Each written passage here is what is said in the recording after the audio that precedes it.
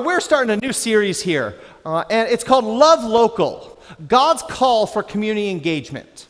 Now, how many of you were here for Serve Sunday a couple weeks ago? How many of you are here? We met out in the cafeteria over there, and in that, we took a Sunday. We believe so much in loving our local community. We took a Sunday, and through your generous donations, we packed 425 Ziploc bags full of hygiene kits and some snacks, and we delivered a couple bins to an organization in Love Word and Deed that works with the homeless. We took some home. How many of you have given some out? I've given a couple out so far. Yeah, okay. I've even heard from some people who've run out already. Like, that's awesome. And that's what we love about our local community. So we're kicking off a series. We're going to spend a whole month, we're actually 5 weeks, talking about loving local, God's call for community engagement. And in conjunction with this, we're launching if you were here the last couple weeks, we're launching our Be the Change ministry. That is our community engagement ministry. And we're going to have more Serve Sundays. We're going to have more service project opportunities, like weekend, day-long, evening-long, a whole variety of stuff. And you're going to hear more about that in the coming weeks. But we're going to be we're officially launching our community engagement ministry, and it's called Be the Change. Starting next week, you'll even see a table out there with all kinds of cool stuff. So next week, we're going to tell you about some of the cool stuff that's going to be out on that table. So I figure we're going to launch a ministry. We should talk about it. We should learn what God has to say about this thing we're calling community engagement. And very simply, here's sort of a definition that I think of when I think of community engagement. Okay? It's the church's responsibility and privilege to reflect God's love for all people by helping meet the basic physical needs of those in our local community. Okay? That's food, water, shelter, protection, companionship. Those basic needs, those basic human needs that we all have. That I believe, and you're going to hear over the next few weeks, that I believe that God calls us as the family of God to meet those, to care for people who need help providing for those needs. It was part of the Old Testament. It was part of the New Testament. It's been part of the history of the church for 2,000 years. But today, especially in America, the Western church has kind of lost a lot of that focus. And we want to talk about that. We want to gain some of that back. And next week, you're going to hear about this 4,000-year history of God's followers caring for the poor and needy. But this week I want to start from the beginning. And I want to start with a general orientation shift. Okay? I want to help shape your mind to get one thing in your mind before we go any further. Okay? So this sermon is called The Call to Bless Others. The Call to Bless Others. Okay, but before we talk too much about that, I want to talk about something else. Okay? I love chocolate chip cookies. Now, I'm not much of a sweets person, but you give me some home-baked chocolate chip cookies, and I will just go to town on those things. So I love chocolate chip cookies.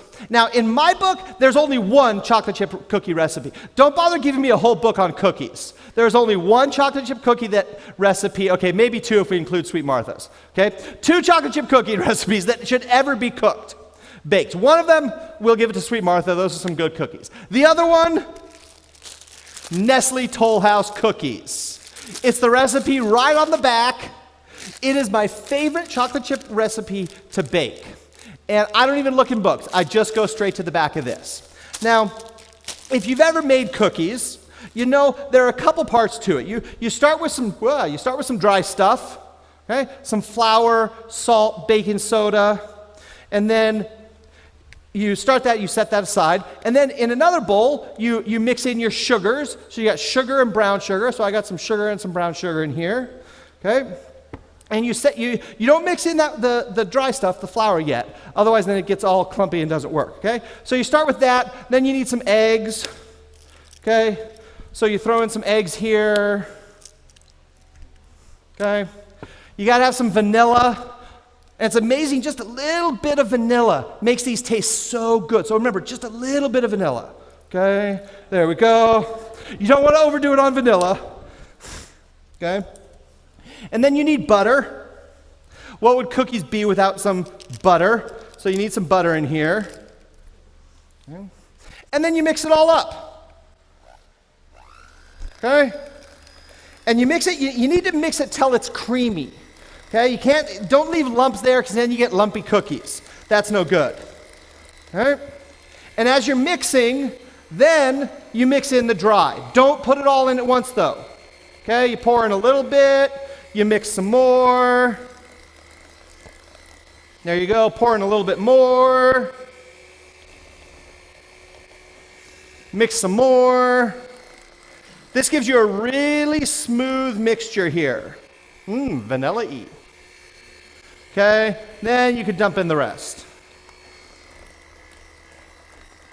Okay, make sure you get the sides. Okay, now I've got some chocolate chip cookie dough, but something's missing. Right now it's just cookie dough. Now I could bake these cookies. Hey, I'd still eat them. These would basically still be good cookies, but it's missing something. You gotta have the chocolate chips. It would just be a cookie, something kind of akin to a sugar cookie probably, but you've gotta have the chocolate chips. The chocolate chips, there we go, are an essential ingredient to chocolate chip cookies. Now, they don't make the cookie, because the truth is, man, I'd eat a whole plate of those. But you need the chocolate chips. They are an essential ingredient to chocolate chip cookies. And then usually you fold these because you don't want to crush up the chocolate chips, but I forgot to bring something, so I'll just stir it. Okay.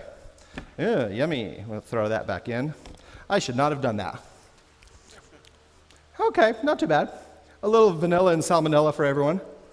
Okay. I don't think I've ever eaten cookie dough while preached before. Let's clean that up. Now my iPad's going to be covered in cookie dough guck. Okay? So, we got some chocolate chip cookies. We need more chocolate chip cookies. Because again, it's not chocolate chip cookies without chocolate chips. I also get to eat chocolate chips. All right. Things could be worse. All right. Mix it up a little bit more. There we go. Now, that would be some good, albeit vanilla-y, chocolate chip cookies. Now, because chocolate chips are an essential ingredient to chocolate chip cookies. They aren't the essential ingredient. I'd probably call that to be like flour. If you take flour out of the recipe, it's not going to be very good. You'll just end up with big lumps. Okay? But you got to have chocolate chips. Now, what's the point of all of that? Have you ever wondered what the Christian faith would be like as a recipe? Have you ever wondered what following God would be like if it were a recipe? What would be essential? What would be defining? Okay? And I think there are some things that would be defining of the Christian faith of following God. For instance, believing Jesus Christ is who he said he is. That's pretty essential to following God. Okay? In fact, that might be the single defining characteristic. Okay? But there's more. I think there are some other components that are really, really, really, really, really important. Chocolate chips are essential to chocolate chip cookies. Okay? And similarly, that I believe, and I believe the Bible teaches, and that's what we're going to talk about today, that I believe that the Bible teaches that blessing others is an essential ingredient to following God. I don't believe it's the defining ingredient, but I believe it's an essential ingredient. Something is radically missing if you are following God and you don't believe at a deep level in blessing others. Right? And that's kind of what we're going to talk about today a little bit. Where does that come from? And is that really true? Like, is it an important thing? Is it an essential thing? Is it like nuts where you can kind of skip it if you don't really like, I don't like nuts in my chocolate chip cookies. If you like nuts in chocolate chip cookies, you can go find another church. No, don't do that, okay? Okay, I still love you even if you're nuts, okay? Is it like nuts where you can exclude them in the cookies? It doesn't really make a difference? Or is it like chocolate chips? I posit to you that it's like the chocolate chips. That blessing others is an essential ingredient to following God. Okay? Now, where does this come from? Okay? Where do we get this? Well, it's not anything I made up. We actually can go way back to the book of Genesis and find the beginning of God's call for us to bless other people. That's what we're going to do. We're going to go back to Genesis. And we're going to look at Genesis 12. Okay? But before we hit Genesis 12, I want to talk about the entire book, 50 chapters worth of Genesis. Okay? Genesis 1 through 11 talks about God and the world he created.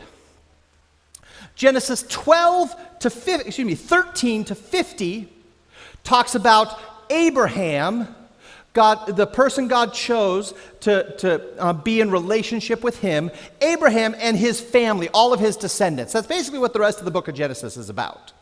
And in the middle here, linking these two sections, is chapter 12. That's the one we're going to look at. And in fact, there are a few verses in chapter 12 which are some of the most important verses in the entire Bible.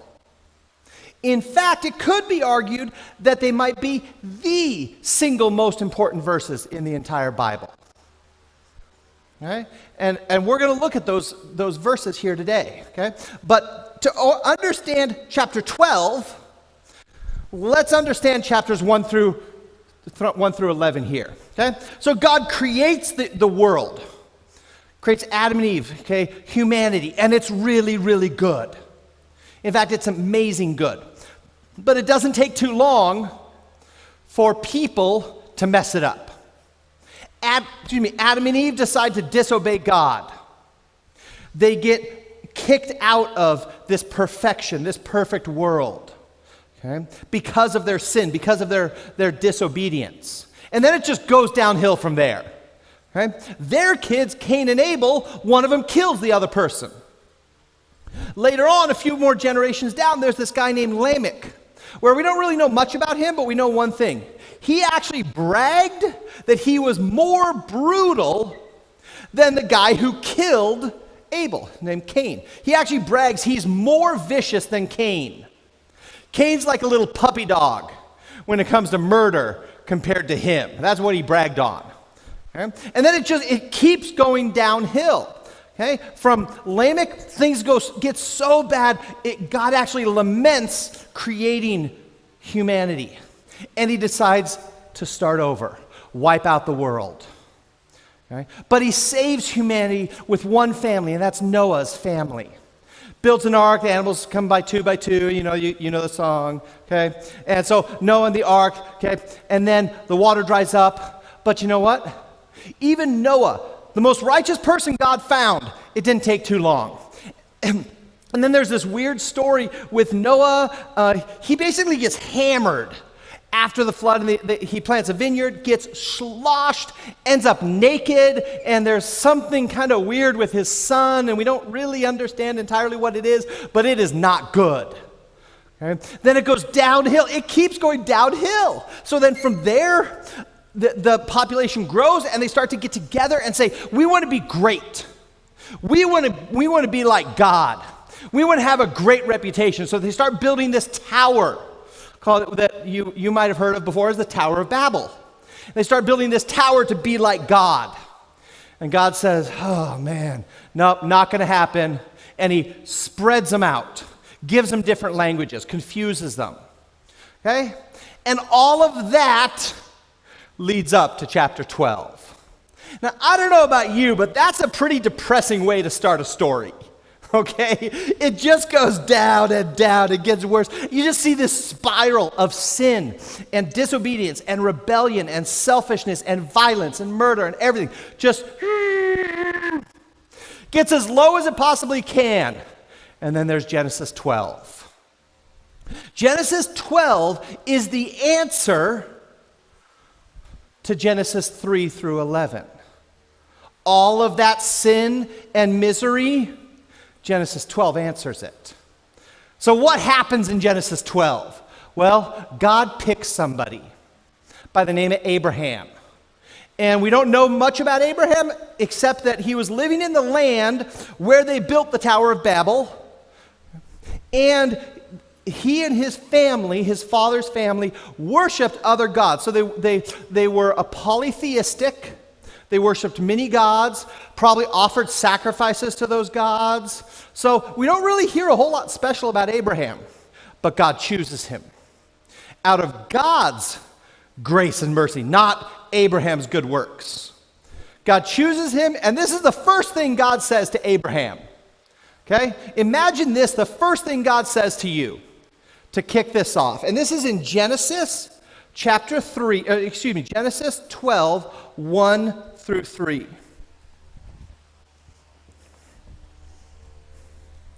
The Lord said to Abram, and at this point his name was Abram. God hadn't changed his name to Abraham yet.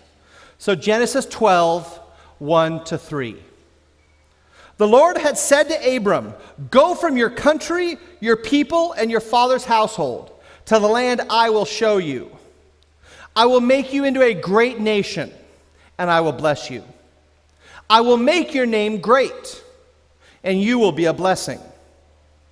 I will bless those who bless you, and whoever curses you, I will curse. And all peoples on earth will be blessed through you." Now, did you notice any repeated words through that? It's a great way to read the Bible, is look for words that get repeated. And there's something that got repeated a whole lot in there. You don't need a seminary degree to figure this one out, that this word bless is pretty important here. Because it's all over the place. Let's read it again and listen for blessing, and all of that. Here it is again. The Lord had said to Abraham, "Go from your country, your people, and your father's household to the land I will show you. I will make you into a great nation, and I will bless you. I will make your name great, and you will be a blessing. I will bless those who bless you, and whoever curses you, I will curse. And all peoples on earth will be blessed through you." The idea of blessing is all over this thing. It's everywhere. Now, there's a lot in this passage, and we're going to break it down a little bit to see the pieces in it. But there's one essential piece that you can't miss, even if you understand nothing else about Genesis 12, 1 to 3, typically called the call of Abraham, because it's when God called Abraham. Okay? But there's one thing, if you understand nothing else about this, there's one thing you can't understand. That blessing others is an essential ingredient to following God. Blessing others is an essential ingredient to following God. It was an essential ingredient to the call of Abraham, and I don't think that's changed. Okay, some things have sort of changed because we aren't Abraham, we aren't the Israelites 4,000 years ago. So some things have changed, but this I don't think has changed. Okay? So just like chocolate chips are an essential ingredient to chocolate chip cookies, blessing others is an essential ingredient to following God. Now, let's talk about this call of Abraham a little bit. This call of Abraham. There were a few parts to it. First, there was a command. And then there was a series of promises. And then there was this incredible, radical closing statement. So let's look at each of these, okay? First, the command. Leave your country, leave your family, leave your father, leave everything you've known. I'd be like, oh, well, are you sure about that? Like everything? Can maybe my uncle come? Nope, I have to leave him also. How about my donkey? Nope. Wow, leave donkey also? Okay, but think about that. Leave everything. Okay, I can do that. Where should I go, Lord? And God's answer is basically, I'll tell you later. Really? Can you give me a direction? He's like, head north, I'll tell you more later. No, that's what he says. He says, I'll promise you some land, but I'll tell you about it later. You've got to trust me. But I want you to leave everything you have known and go to the land that I'm going to show you. I'd be like, can you show me now? Put on my phone here. Like, where's that on the phone? Okay. He's like, nope, I'll show you later. So that's the command that he gives. And amazingly, later in Genesis, or later in chapter 12, we see he follows. He leaves his country. He walks, leaves his family, everything he has known. And again, one of the things that I often say, that if you're Hmong, you've got a huge added benefit to understanding the Bible. Because Jewish culture and Hmong culture are actually very, very similar. Sure, they're a little different, Middle Eastern versus Far Eastern and Southeast Asian, okay? But still, they're a lot. Imagine how difficult it is. You ever talked with someone, or maybe you wanted to go away to college? What's most Hmong parents' answer when you want to go like out of state to college? No, you stay close to the family, okay? But here, and the Jews were the same way. You stay close to family. You don't leave, even more so than today's Hmong. Okay? And so this was an unheard of challenge. But Abraham did it. Okay? So what comes after that? God gave him a command, and then some promises. Listen to some promises he made. Okay, first, I'll give you nationhood, or what we might call statehood. He said, I will make you a great nation. He's like, really? I'm just a guy. I don't even have a family now. I'm just a guy. And a donkey. I decided to take him anyway. Okay? And you're going to make me into a great nation? So God promises nationhood. Okay? Also, God promises that Abraham will receive blessings. He says, I will bless you. Abraham's like, okay, I can get it. I can roll with this. This sounds good so far. Okay? And then he says, I'll give you a great name. I will make your name great. And I'm willing to bet at this one, no one had ever heard of Abraham. He was just another guy living in sort of a mud house, farming, raising sheep. But he says, I'll make your name great. But I will make your name great. Incidentally, a little connection here. Remember the Tower of Babel? Okay? How they said, we will make our name great. But one chapter later, God says, that's not how it works. I will make your name great. Okay? Later on, he says, not only am I going to give you blessings, but you're going to give blessings to people. Okay? Because he says, you'll be a blessing. It's like, all right, I like that. I like blessing people. That sounds good. Okay? And then he keeps going, and he gives one more promise. He offers divine protection. And he says, those that bless you, I will bless. And the one that curses you, or another translation might be disdain, one that disdains you, I will curse. Incidentally, this is actually the verse, if you've ever read any of the Christian views on Israel, the whole Israel-Palestine conflict, there are some Christians who believe that Christians should unilaterally support Israel. And this is actually the verse that they point to, the call of Abraham, saying that God is on Israel's side, and those who are on Israel's side, God will bless, and those who aren't on Israel's side, God will curse. Not all Christians believe that, but some do. So if you ever hear that kind of stuff, read it in a magazine, see it on the web, this is actually the verse that it comes down to. Okay, but he offers this sense of divine protection. And incidentally, the rest of chapters 13 through 50, we actually see that. The nations that treat Abraham well get blessed, and the nations that don't get cursed. Okay? And then lastly, comes to this amazing statement, okay, that says, all people on earth will be blessed through you. All people on earth. Think about that. One guy.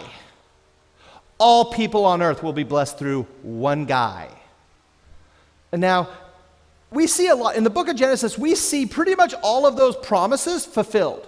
We see it all play out. And then in the Old Testament, we definitely see all of them play out. But we don't see this one play out yet. In the Old Testament, we do not see this promise that all people on earth will be blessed through Abraham. We have to wait for the New Testament for that. Because a guy comes along who's a great grandkid of Abraham, and his name was Jesus. It took the seed of Abraham to finally fulfill the promise of Abraham. When the God-man Jesus came down through the line of this one man, about 2,000 years later, and gave the opportunity to bless every person on earth. So it took the seed of Abraham to finally fulfill the promise of Abraham. And we are blessed because of Abraham. Did you know that? We are blessed because Jesus allowed a way for us to have a relationship with God. So that one man has blessed RiverLife Church and Hack and SPAC and Central High School and St. Paul and Minneapolis. All of us are blessed through one man, Abraham. Okay? So there's a fundamental premise of this call that blessing others is an essential ingredient to following God. It was fundamental to this call, and the Jews knew it. And in fact, next week, we're going to see how God actually wrote it into their laws about blessing others. Okay? But this is a big picture blessing. Blessing is a big word. Lots of people have lots of different definitions of bless. And I'm not going to define it this week. Okay? Because one thing is true, no matter if you were to define blessing right now, whatever it is, chances are it's something good. I don't know anyone who defines blessing as something bad. So whatever you define, however you define blessing, that's okay. Now next week we're going to narrow it down. But this week, what I want to do, I want to create a shift in us. A shift in your mindset about what is essential to following God. Okay? So if you're a Christian, if you identify yourself as a God follower, is blessing others essential to your faith? Is it chocolate chips and a chocolate chip cookie? Or is it the nuts where you can add it sometimes, but if you forget about it sometimes, no big deal? Is blessing others fundamental to the way you think about yourself as a Christian? Now, the interesting thing about this, if you talk to people outside the church, or if some of you are here and you're like, I'm not sure if I can really call myself a Christian, okay? If you talk to people outside the church versus inside the church, most people outside the church view the church as a place that blesses others. Research has shown that over and over again. Okay? But sometimes we as the church, we can lose sight. And I think there are some things that can replace this perspective in our head. Okay? Of blessing others. Is it essential in your faith? If it's not, it might have gotten replaced. Here are some things that can replace it, okay? Family. Family is important. Family is pretty darn essential, in fact. But is blessing your family, has that kind of overtaken blessing other people? There's this interesting phenomenon that I've noticed kind of as an outsider looking into Hmong culture, that I'm constantly amazed at the level of love and sacrifice family has for family. And if you're Hmong, you grew up, you understand what I'm talking about, okay? That I've seen people do anything for their family. There's an amount of sacrifice and love and blessing that happens within a family that I've never seen in white people families. Okay? But then there's kind of a dark side of this. And the other side is, if they're not family, you don't really have to care much about them. Let their family take care of them. You do anything for your family, but for someone who's not family, no, that's their own family's responsibility. I've even heard it from older grandparents and stuff that when someone gets married and their daughter gets married and then they join the other family, that they'll even say, well, she's their problem now. She's not really part of our family anymore. We don't have to really care for her because that's their responsibility. So there's this amazing part of Hmong culture paired with this pretty horrible part of Hmong culture. Okay? When we compare it to what the Bible calls for us to do, which is to bless everybody. Okay? So sometimes family can replace that essential ingredient. How about career or education? Are you working on the fast track? Trying to get those hours, get that good job, get that promotion, get that money. And all of a sudden that can begin to take over our thoughts, our ideas, and it becomes a lot more about us. I need to get that degree. I need to finish my bachelor's, then man, I'm going for my master's. Okay? Yeah, if I bless a person along the way, that's awesome, but I got my track set out for me. Okay? We forget that blessing others is an essential ingredient to following God. What else? I think hobbies. We get so wrapped up in our own hobbies, whether that's fishing, whether that's maybe you're doing cooking or scrapbooking or gardening, and you got like the awesome plants all over. You got like the old grandma plants in the house, and you got the farmer's market in the backyard, and you get just wrapped up in gardening. And you forget, and you sell all that stuff, and then you take that money and you help out your family, but you forgot that blessing others is essential to following Jesus. It's not just about blessing your family and providing for your family. Okay? I think one of the other things that can happen is, believe it or not, I actually think our church can replace the idea of blessing others. I think our church can actually become what we think as the essential ingredient to our faith. Where our church becomes the place where we pour our time, energy, and we give our money. Okay? And I think no thing when it comes to churches is more evident or is greater evidence than this, than fundraising. And now, I've seen a lot of churches do a lot of fundraisers. And 99.99% of the time, they're fundraising for themselves. It's the Natchez paying for their budget. It's the youth to pay to go to HLU. It's the church to pay for the building. Okay? Fundraisers, and I think that's something that can happen in church. You start thinking it becomes so much about the church, you lose sight that we're supposed to be blessing other people. So I'll tell you now, and it's something I've been telling our core ministry team leaders for a while now. Here at RiverLife, we will do fundraisers. But here's my promise. We will never do a fundraiser for ourselves. We'll do fundraisers every time. If we ever do a fundraiser, whether it's egg rolls or pho or papaya salad or who knows, whatever fundraiser we're going to do that for other people. Because if we as a church can't subsist on our own budget and your generosity, then we cut back. Because I want us to be a church that blesses other people and doesn't get so wrapped up in paying for itself. Okay? And so whatever your reason, I don't know if blessing others is the chocolate chip cookies in your recipe or the chocolate chips. Is it essential to your faith? Or has it gotten replaced by something? Has it become like the nuts, where sometimes you do it, but sometimes you forget? Well, whatever the reason, we need to remember.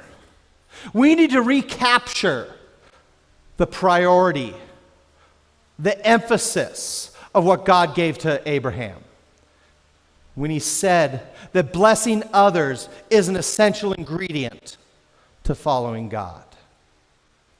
So what do you think it would look like if we as RiverLife, if we collectively believed that?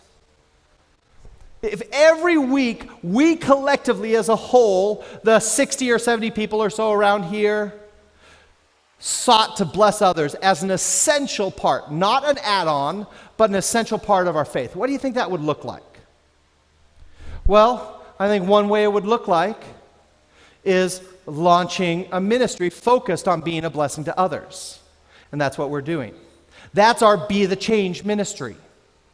That's what and Alicia Tao, our community engagement director, is leading that, and she's planning some great events for us in this summer and fall, because we want to be a church that blesses other people. In fact, so much so, I want RiverLife to be known as a church that blesses other people. I don't want us to be known as a church that's so wrapped up in itself. I want to be known as a church that's wrapped up in other people. And that's what I want to be, man. I want to be a church that blesses others. I want to be a church that blesses people inside the church and outside the church. I want to be a group of people that blesses Christians and shaman and people everywhere in between. I want to be a church that blesses Hmong people and Mika people and Kedu people and Karen refugees, and whoever the next refugee group that's going to come here, because another one will. That's what I want to be. Do you? Because if you do, you're in the right place. If this isn't quite floating your boat, I encourage you, there are plenty of other churches that will have a different perspective. I'll even give you a list, okay? But if this is getting you excited, you're in the right place, because that's what we want to do. And you know, I saw an interesting example. I talked about fundraising a little bit back, and I've seen lots of churches do lots of fundraising, and I've seen a lot of people raise money for themselves. Okay, but I haven't seen a whole lot of churches raise money for stuff outside the church. So that's why when we do these Surf Sundays, or if we do special collections, it's going to be for people outside these walls. And I saw a really cool example of that recently. So, excuse me. And so yesterday I saw a first. I've bought from egg roll sales. I've done egg roll sales. But I bought some egg rolls yesterday, and I got home last night, and I managed between like noon and 9, I managed on eating like a whole dozen plus egg rolls. It was all I ate yesterday afternoon, basically. It was just pure egg rolls. It was delicious. I will pay for that today, but hey, it was a wonderful day, okay? But, you know, one of our own folks, Mai Zhang, she did an egg roll fundraiser this weekend, and I know some of you benefited from her delicious egg rolls as well, but she and her family spent all day cooking, selling, the day before, I'm sure, chopping and rolling, did all of this to raise money, okay? Now, you might think that she would take all of that money for herself, okay, to pay for some bills that got stacked up. But you know what? She didn't, okay? That she actually took some of that money, to cover some costs, but she took some other of that money, and she's actually giving it to a hospital. But it's not just any hospital. That it's Children's Hospital over in Minneapolis, and it's not just the whole hospital, particularly the neonatal clinic within Children's Hospital, because that was the clinic that helped keep her little baby Emmett alive for 9 days. That's all little Emmett lasted. He was born really preemie, and he didn't make it too long. But from what my Jay says, that the people over at the neonatal clinic were amazing. And so she spent a couple days sacrificing over hot oil to give money to them as a thank you for everything they did for baby Emmett. I thought that was awesome. I loved it, man. I was about to buy whole tables full of egg rolls just to say I affirm you for that. That's the type of church I want to be, that blesses children, blesses hospitals, blesses the homeless, blesses the people who are having trouble putting food on the table. And if you want to be a part of that church, then stick around, because this is going to be an exciting month for us. Let me pray.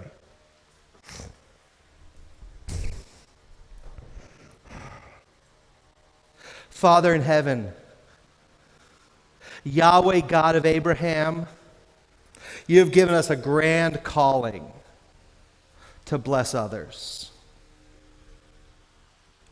God, let us live that well.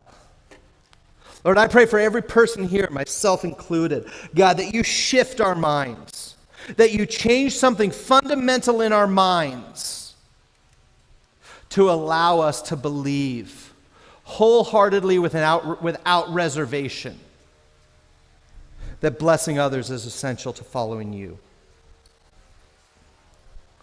God, so do that in each person here, Christian or non-Christian, close to you or far away.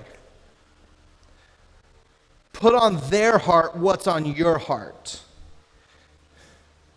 that all people can be blessed through Abraham and the children of Abraham. That's us. Lord, I also pray for RiverLife, Lord, that we can be a church that blesses others abundantly, boldly, and generously. Let us be a blessing church that lives out this call well. So in the name of Jesus Christ, the one who blessed every one of us, we pray. Amen.